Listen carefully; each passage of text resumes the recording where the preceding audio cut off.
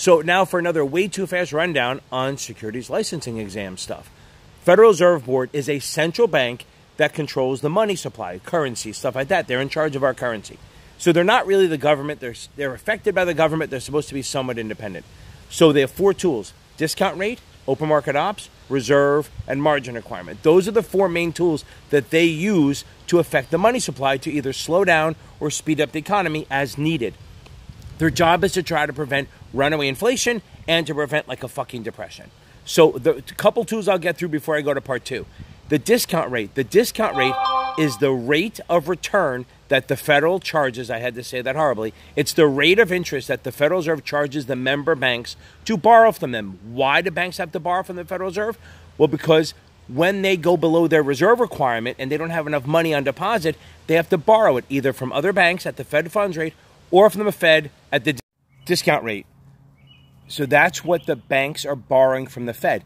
If the Federal Reserve jacks that rate up, it becomes more expensive to borrow, and they pass those costs on to their customers. You know, auto loans, credit cards, stuff like that. There's a little delay, but that's the way it works. So if the economy's heating up and they want to slow it down, they will start jacking that rate up to make it harder to borrow, more expensive to slow down investment. Then if we're heading into a contraction or a recession, a long contraction, they're going to lower that rate to allow people to invest more, borrow more money, it costs less, and that should heat up the economy or stop the slowdown. Another one is open market ops, which I don't think I'll finish in time, but open market ops is when they buy and sell treasuries. The Fed will buy treasuries from the banks, and when I buy something from you, you now have money that you didn't before. So if you load the banks up by doing repos, buying the treasuries, you're giving the banks money. And the opposite is if you're selling it to them, selling the treasuries, they have to pay and they have less money. So let's make sure we got this. When the Federal Reserve is trying to goose the economy, increase it, they're going to buy treasuries from the banks, in effect giving them money, and then the banks will lend that out because that's what they're supposed to do. And since they have a lot of money, they will lower the interest rates because they want to get it out there. If now we're heading into an expanding economy, a tougher one where they're trying to tighten it down, they're going to start selling treasuries. The Federal Reserve is going to sell treasuries to the banks. The banks end up buying it. The banks end up giving money to the Federal Reserve. They have less money. It becomes more valuable. So they raise their rates, making it harder to borrow, more expensive, so less likely for new companies or new investments and stuff like that. So again, during expansion, the Federal Reserve will tighten by raising the discount rate and selling treasuries. Both are going to raise rates and make it harder to borrow.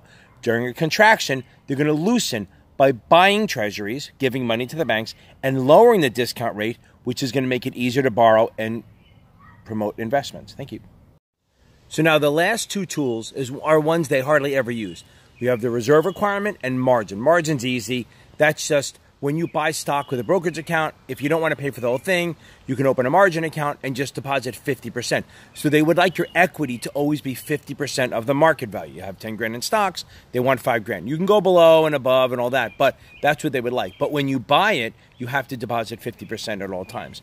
The other one is a reserve requirement. All the U.S. banks have to have on deposit 10% in reserves, 10% cash pretty much, of their checking and savings deposits. So if they have $1 million in savings and checking deposits, they have to have 100 grand in reserve.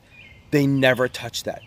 The Federal Reserve will never change that because if they change that, there's a lot of effects down the road that they can't control, so they don't really touch that.